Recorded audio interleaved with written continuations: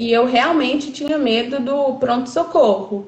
E aí eu percebi que no treinamento, pelas lives, que eu poderia perder esse medo de estratificar do paciente grave por potencialmente grave. Eu tinha medo na conduta.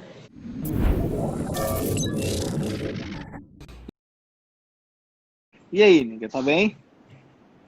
Tô bem, graças a Deus. E Me- vocês? Mentoria Feelings, mentoria Feelings. Mentoria Feelings. Rolou, né? Saudades, saudades, saudades. Saudades. Aninha, Durou pouco, né? cara, foi até assim, vai ser maior do que a da sexta, né? A gente ficamos quase 8 semanas com vocês, né? Mas passa rápido, né? Ainda mais que. Muito. E é isso, é porque é gostoso mesmo, né? Os encontros são produtivos, assim, para ambas as partes, né? Então, quando acaba, dá saudade, dá saudade, saudade. Saudade da primeira Nossa. mentoria sempre marca. Aninha, primeiramente, né? Eu quero que a galera que não te conhece, então eu queria que você contasse um pouquinho pra galera onde que você estava, onde você estava, onde você está. Conte um pouco de você aí.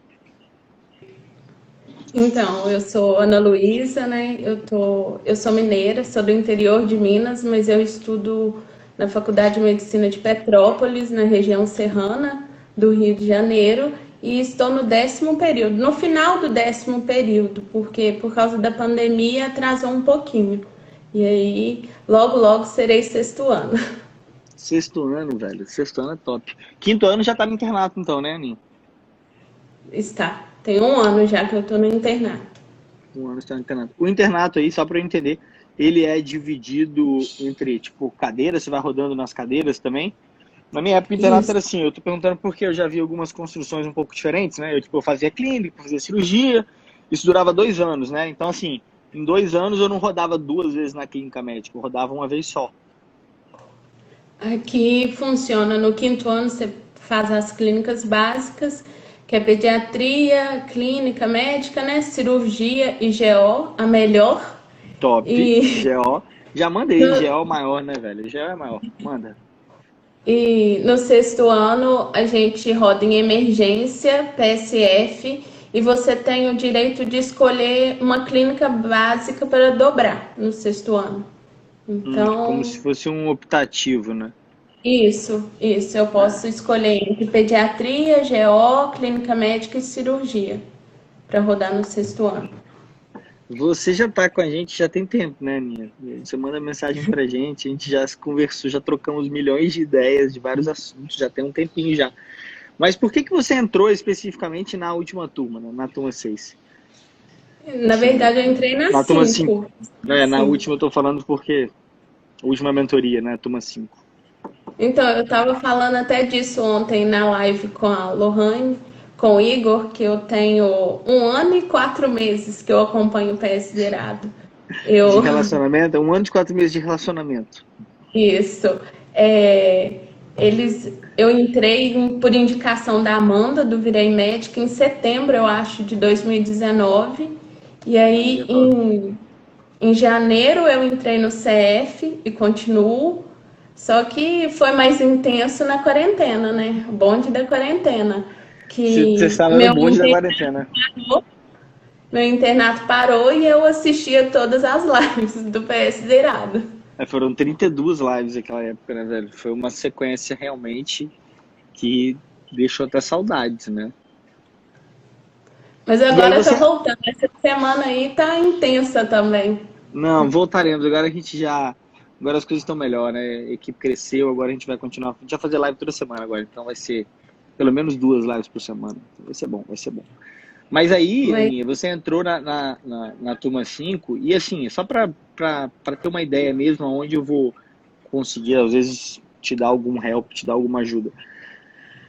Você entrou principalmente porque o que que você queria vencer, assim? Qual que era o objetivo maior, assim, né? Eu sei que tinham várias coisas que você estava vendo, você estava acompanhando as lives, você estava no CF, ok, mas o que que, assim, você falava, cara, eu preciso vencer esse ponto aqui, eu preciso melhorar nesse ponto aqui, eu acho que o treinamento é para mim, e aí você foi. então, eu tinha medo de PS, né? Na verdade, o meu plano era sair da faculdade e pegar um PSF, que eu sentia que era mais o meu perfil, e eu realmente tinha medo do pronto-socorro. E aí eu percebi que no treinamento, pelas lives, que eu poderia perder esse medo de estratificar do paciente grave por potencialmente grave. Eu tinha medo na conduta. Aham. E a minha cidade é muito pequenininha, de Minas, e é só um médico que fica. Então isso gerava um medo maior, porque se eu fosse trabalhar lá, seria só eu de médica durante a Uhum. semana, né? Final de semana já ficam dois.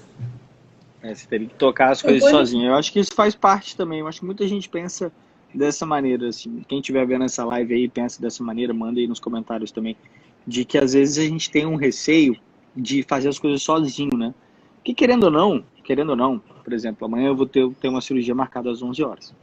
Se eu tenho que fazer essa cirurgia sozinho, eu tenho uma forma de de eu me programar para aquilo, o horário que eu vou chegar, a forma como eu vou preparar algumas coisas, dependendo do tipo de material. Agora, quando a gente vai operar com mais uma pessoa, as coisas realmente mudam. Você fica mais confortável, você sabe que você vai poder dividir os tempos cirúrgicos. Eu começo de uma coisa, o colega começa na outra. Acho que da mesma forma para o plantão, né?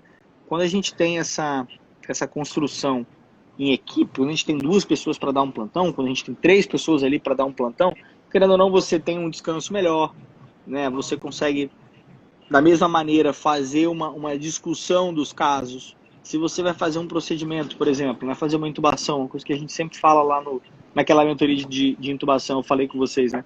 Falei, cara, se tiver oportunidade, não intube sozinho, né?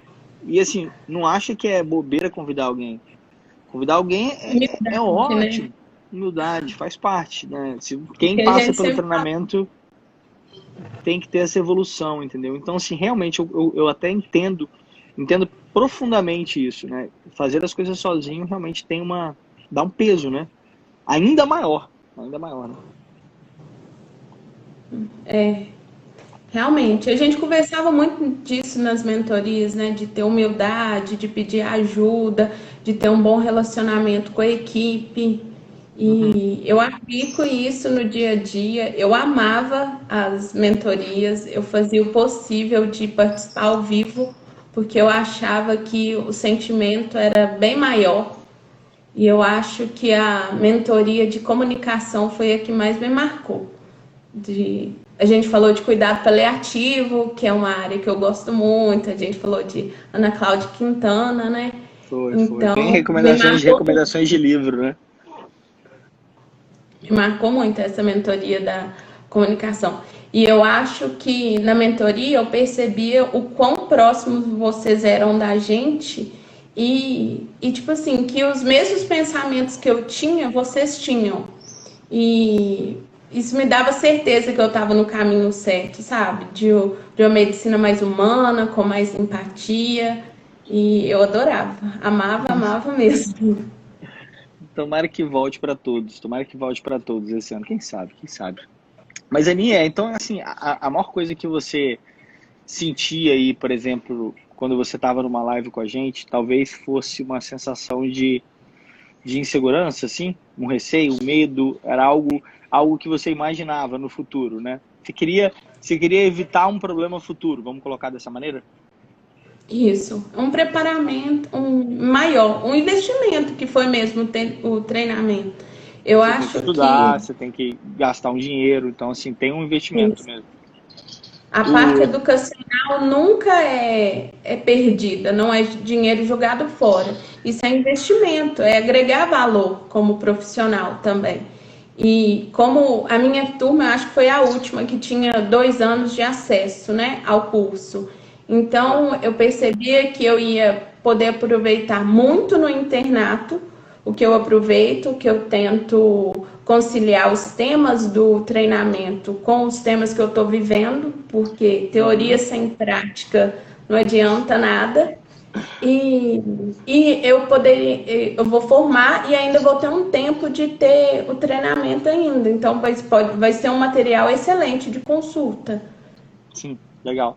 E assim, se você naquela época lá você tinha todas esses receios, estava lá rolando o seu internato, e agora você já está aí quase na reta final do último ano. E o que assim, se você pudesse pontuar, né? Qual é a sua sensação hoje? Do tipo, você tem uma segurança maior, você olha para esse futuro agora com coragem, com vontade, com ansiedade, até que chegue logo para que eu possa fazer o meu melhor? Ou você ainda acha que você precisa de mais tempo ainda? Como é que é a sua sensação hoje? Não estou falando que você vai se formar hoje, mas a sensação, talvez, às vezes o que a gente sente é até muito mais importante do que a gente está pensando, né? Do que a gente realmente está carregando ali no racional. O emotivo, ele move muito, né? Com certeza, eu sou mais segura do que fazer. Eu acho que o meu raciocínio clínico melhorou muito. Vocês sistematizam, né, o raciocínio clínico, tanto no CF quanto lá no treinamento, da parte de prescrição também, que muita gente fica com medo do que prescrever, mas eu nunca tive medo de prescrição. Eu acho que o meu medo maior era de dar um diagnóstico errado, porque se você dá um diagnóstico errado, a prescrição errada pode levar um prognóstico horroroso para o paciente. Então eu acho mais fácil na verdade, o mais difícil é achar o diagnóstico. Tendo o diagnóstico, você consegue tratar. Hoje, a gente tem muitas ferramentas que a gente pode pesquisar, né? Dividir um plantão com outro profissional também no início para dar uma segurança e baseado em humildade. Saber que nunca a gente vai dominar tudo e que a cada dia a gente aprende um pouquinho mais. E para ajudar mais pessoas. É a melhor aluna do PSA, eu tô te falando. Ela praticamente ela deve estar anotada com um caderninho dela. Eu tenho certeza que o caderninho da mentoria dela deve estar ali. Mas, cara, muito massa, eu fico feliz, porque às vezes a gente conversando com outras pessoas, assim, outros alunos, né?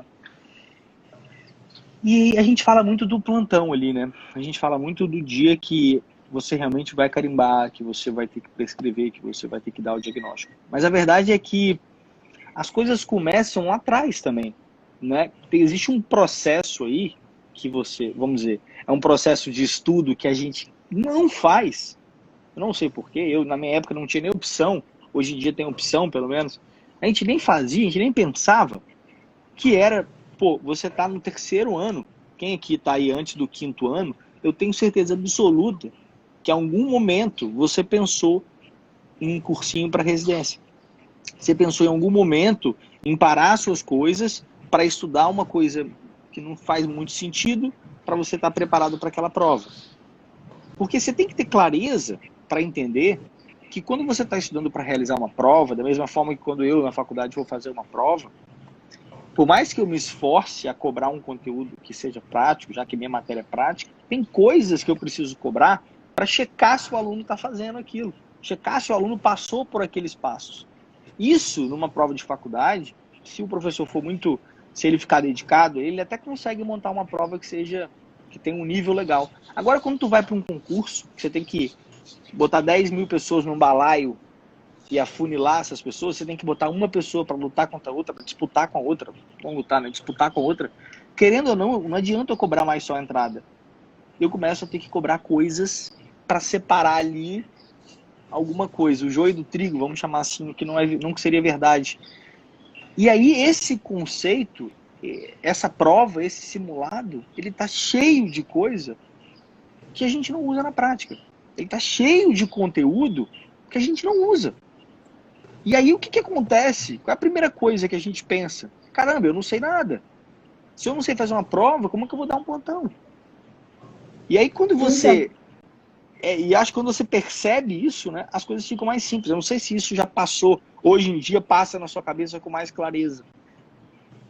Então, relacionado a essas coisas de prova, eu sempre fui bem categórica, assim. Eu acho que a gente não tem que fazer faculdade para fazer uma prova. A gente tem que fazer faculdade para ser médico.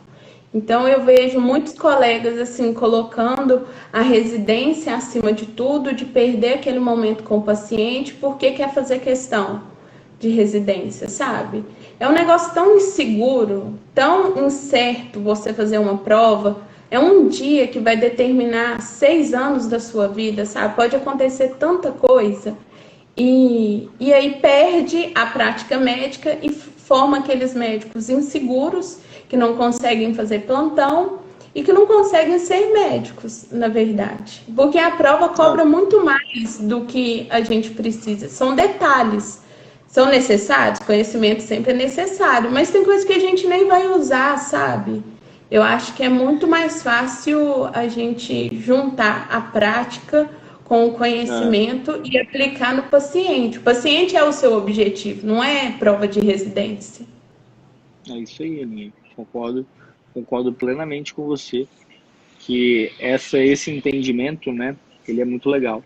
E aí, Aninha, o que você pensa em fazer? Assim, você vai fazer esse ano agora, o 6º ano no internato, vai acabar aí, vai formar, pegar seu CRM, e o que você está a fim de fazer para 2022, né? 2022, isso.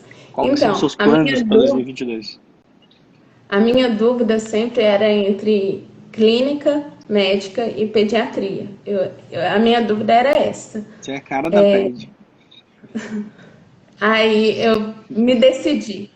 Agora eu posso falar que eu vou fazer pediatria, porque eu estou no módulo de clínica médica, eu gosto muito, eu gosto de conversar com o paciente, eu gosto dessa atenção, eu gosto desse raciocínio clínico e eu acho que não tem nada de diferente da pediatria. A gente só vai tratar, é clínica da criança. Então, mas como eu vou formar generalista, eu tenho que tentar dominar essas áreas todas. Eu não sei o que o futuro como que vai ser meu futuro, né? Eu posso fazer a prova, não passar e parar no PS e atender adulto. Mas hoje eu faria pediatria. Eu faria neonatologia, na verdade. E dentro de clínica médica eu ainda tenho uma dúvida do que eu faria. Tá bom, mas você tem que pensar de um foco hoje em dia que eu olho é assim, né? Você já não quer cirurgia, você não quer a maior de todas, você não quer GO, você não quer, sei lá, patologia, você não quer alguma outra coisa aí. Então, assim, você já não quer muita coisa, você sabe o que você quer. Você não tem ainda certeza o que você quer mais, né? E a decisão, ela vai envolver suas peculiaridades aí de circunstância, de paixão, de vocação, né? E a união das 3 coisas vai te dar aí a melhor resposta, tenho certeza. Mas assim, né, a escolha da especialidade, eu acho que não deve excluir o jeito que você leva o internato. Por exemplo, se eu vou fazer pediatria, eu não devo menosprezar cirurgia, GO. Claro. Entendeu? Todo mundo do meu convívio assim fala que eu sou meio emocionada, porque eu gosto de tudo. Eu tento aproveitar de tudo. Aquele momento e tirar o melhor. Mas meu coração hoje era pediatria. Tem algumas coisas que eu realmente não gostava no internato, por exemplo, na minha época, mas no final das contas, existe uma coisa também que eu percebia. Não sei se vocês percebem. O que a gente não sabe, a gente não gosta, claramente. O que a gente não estuda, a gente não gosta, claramente. Quando a gente estuda quando a gente pelo menos estuda as matérias, existe a possibilidade de a gente gostar, porque principalmente quando a gente começa a entender o que são as coisas, né? Que é muito um pouco até do jeitão que a gente dá as aulas no treinamento, né?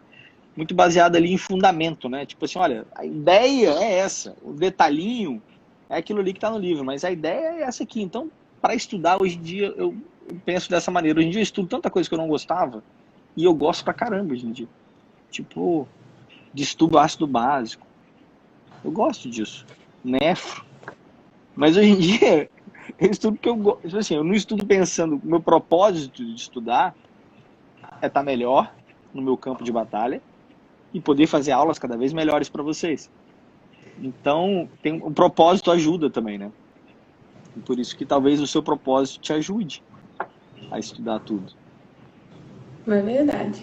E as aulas são sensacionais. Eu amo a didática de vocês. Eu acho que vocês transformam o que é complexo de uma maneira mais simples da gente entender e ainda alia isso à prática tornando uma coisa mais palpável, porque tem uma parte abstrata da medicina, né? Que a gente não tem controle e que a gente precisa entender um pouquinho mais. Fico feliz, Aninha. Fico muito feliz. E me diz aí, agora eu só que fiz perguntas para você, eu quero que você faça uma pergunta para mim. O que você quer saber? O que você, se você pudesse perguntar uma coisa para mim numa mentoria, tete a tete, um a um, o que você me perguntaria? O que eu te perguntaria? Mas eu sempre perguntei. Deixa eu pensar Vai que aqui. você quer saber alguma coisa, quer. Vai que eu posso te ajudar de algum jeito. Se não tiver nada, não tem problema. Alguém pergunte para a Aninha. Eu acho que como que você fazia assim para as coisas que você não tinha controle, por exemplo, não tem a medicação para o paciente, não tem o exame que eu precisava fazer, porque eu fico muito triste com isso, quando eu sei o que é para fazer, mas que foge ao meu controle isso. Como que você lida? Qual que é o conselho que você me daria para isso? Uma bela pergunta. Eu vou dividir essa resposta em dois argumentos. O primeiro argumento, isso para todo mundo que está aqui vendo essa live vai ver essa live depois. Dois argumentos quando você estiver numa situação onde você quer, por exemplo, fazer uma tomografia. Vamos dizer que tem uma indicação óbvia de tomografia, um TCE, igual eu atendi esses dias, que é um caso até que vai para o CF, um TCE grave. Então, eu preciso de TC. Não tem como eu fazer sem tomografia. Não adianta eu radiografar ali, por mais que tenha uma fratura. Mas tá, eu preciso saber o que tem lá dentro também. Então você imagina um caso como esse. Você precisa de pedir uma tomografia. E aí você atendeu essa paciente, não tem tomografia no lugar onde você está. Esse ponto onde você não tem uma situação, você não tem uma imagem, não tem um aparelho, não tem um cirurgião, só existe uma saída. E essa é a saída que acontece rotineiramente em diversos PAs, UPAs e pequenos hospitais do Brasil, que é a transferência. Só que a transferência tem um problema muito complicado, que é a velocidade dela. Então, já aconteceu de eu atender um paciente baleado dentro de um hospital particular e naquela confusão ali, o paciente realmente estava estável, era um baleado periférico, era assim, perna. E eu tive que ligar, eu liguei para o SAMU do hospital particular e falei, bicho, pelo amor de Deus, remova esse paciente, faça a remoção, leve ele. Já entrei em contato com outro hospital do SUS, já entrei em contato com um colega da cirurgia lá, ele está esperando o paciente, mas eu não vou conseguir atender ele aqui. Ou seja, essas coisas fogem absurdamente do nosso controle e a gente passa dificuldade. Por exemplo, para transferir é um problema sério. Agora, essa de transferência eu ainda acho simples, porque assim, o caminho é esse, você não tem aquela imagem, você não tem hemodinâmica, você não tem cirurgião, você tem que transferir, eu acho que isso é claro para todo mundo. Agora, vamos a outra situação. A situação onde você não quer exatamente uma imagem, você não quer especificamente uma tomografia ou uma anjo, você quer um remédio. Não dá para transferir ninguém para um remédio. Você quer fazer, sei lá, um antibiótico, a poli-B. Não tem. Isso pode acontecer. Você quer fazer uma sedação, por exemplo, com midazolam e fentanil, e não tem midazolam. Tem só diazepam, por exemplo. E o que você faz? Aí, essa que é o que eu quero dividir em dois argumentos. Primeiro, escreva, se proteja, né? Relate. Porque é a única forma que você vai conseguir, caso aquilo vá para dê algum problema, vamos dizer, civil, você vai conseguir se defender. Se você não tiver escrito nada, se o remédio não tinha naquele dia, ninguém vai saber. Só vão te perguntar por que você usou aquele outro. Por exemplo, imagina que você tem que fazer uma intubação, tá eu e você, Aninha. Aí você me chama e fala, Rominho, vamos intubar aquele paciente, não tem midazolam, só tem diazepam. Eu falo, prescreve, eu vou falar assim, Aninha, vamos lá, prescreve midazolam, eu vou preparar o diazepam e a gente vai intubar com o diazepam. Que aí o ponto é outro. Eu tenho que fazer. Por exemplo, vou dar outro exemplo.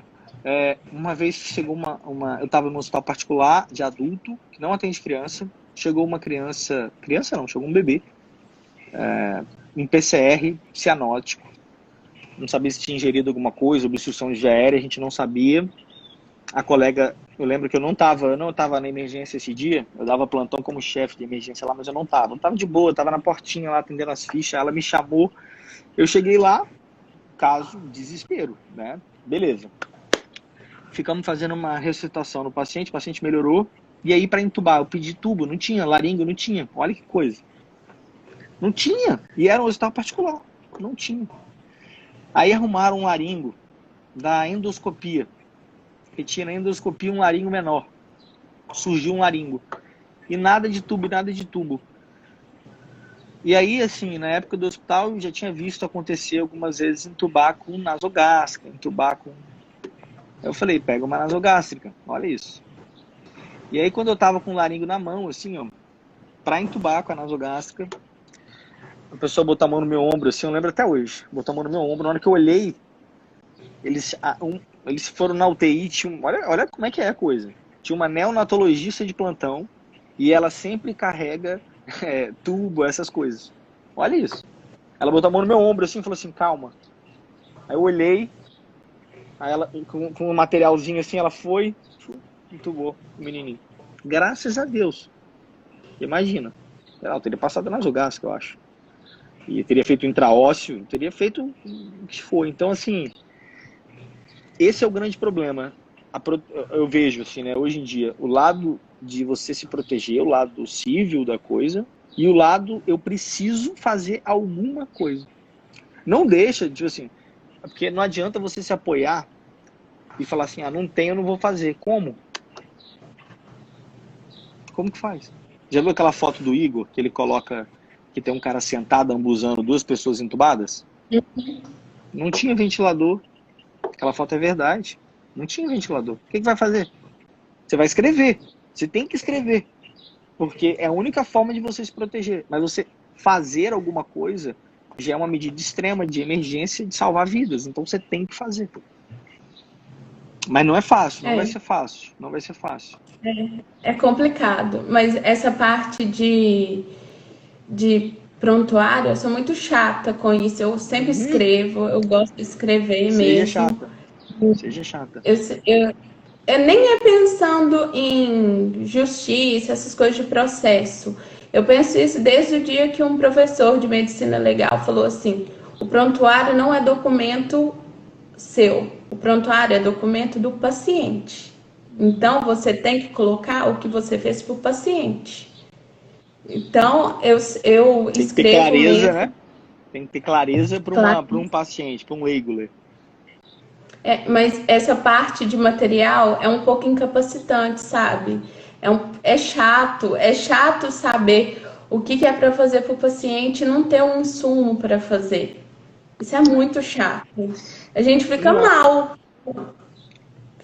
mesmo. Eu sei que eu tenho que lidar ainda com isso, já estou bem melhor, mas é muito chato isso, muito, muito mesmo. Mas é Assim, coisa que não é do meu controle. Eu acho que o Igor que fica falando muito disso. Pra não preocupar com o que não é do seu controle, sabe? Exato, E porque tentar alternativas. isso. Essa que é a grande questão, né? Você pode sim ver que a cadeira tá quebrada e tal, e não querer sentar nela, mas você vai ter que sentar no chão então. Então, você pode ir lá ver, entender que as coisas não estão funcionando, que você queria que funcionasse, mas o fato de você entrar naquele hospital é a sua escolha. Você que está se condicionando aquilo. Isso que a gente tem que sempre lembrar, na hora que está começando. Você vai pegar um plantão, vão te acordar de noite, vai chegar paciente do nada, vai chegar paciente que vai acontecer coisa errada, vão te acordar, você vai ficar estressado. Você já sabe disso. Você não está indo pro cinema. Então, quando você estiver lá, não adianta você ficar falando assim, porra, vou me acordar à noite, que merda desse plantão. Você entra nesse ciclo de isso aí, cara, dá 10 anos, o cara tá falando a mesma coisa. Porra, que merda esse plantão, toda vez chega um paciente de madrugada. Você queria que chegasse que horas? Na hora que você entende, né? Olha, hoje só pode chegar às 7 horas da noite e 9 horas da noite. Não é assim, pô. Então, por isso que é importante essa ideia do controle. Vai te dar sanidade para dar plantão por muito mais tempo. Vai te dar calma. Que bom, Aninha. Fiquei feliz. Fiquei feliz. Fiquei feliz em conversar com você. Pude falar também, acabei te atrapalhando. Falei mais que você, se bobear, hein? Não, não. Foi só conduzindo. É porque nós dois gostamos de falar. E aí Verdade, um a gente fica. falava muito. Tá vendo? A gente... Tô até, eu ainda tenho algumas coisas para fazer ainda com as últimas turmas, mas tem que rolar um encontro da galera. Tem que rolar. Ó, estão mandando vários hashtag rainha PS zerado. Eu concordo. Concordo com a Laís que você realmente é rainha. Ó, A obrigado, Laís amigo. é Fico muito feliz. aluna do PS também. Não, mas A aqui Laís é da turma 3. Indicação minha. veterana. Então, Ela foi antes de mim. temos uma veterana. E Laís está dando plantão? Laís é do internato, igual a Tá mim. no internato A gente também? tá no mesmo módulo. Ah, vocês são da... Ah, beleza. Ah, que bom. Então vocês estão em dupla aqui. Valeu, Laís. Sim. Obrigado por acompanhar. Por isso que você está aqui dando essa moral aqui para mim. Nessa hashtag rainha PS zerado. Aninha, brigadão. Viu? Obrigado por adiantar Muito essa live obrigada. também.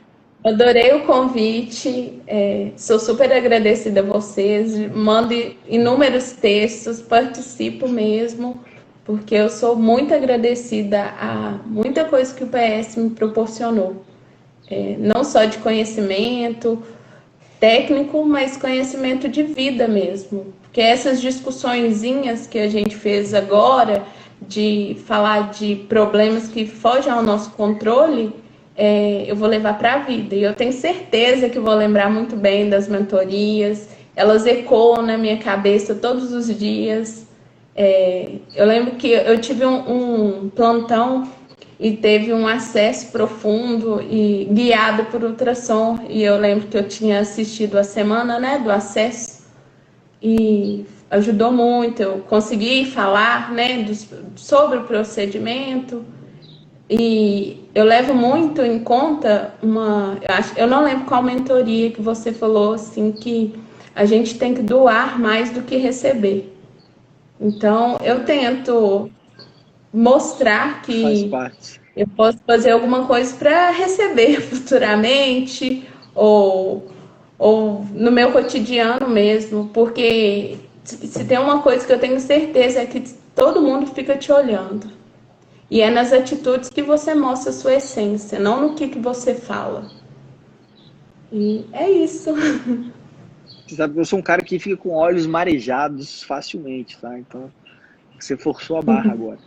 Tá bom? Obrigado, Aninha. Fico muito feliz. Muito obrigada pelo convite. Sucesso na vida. Obrigada, beijo.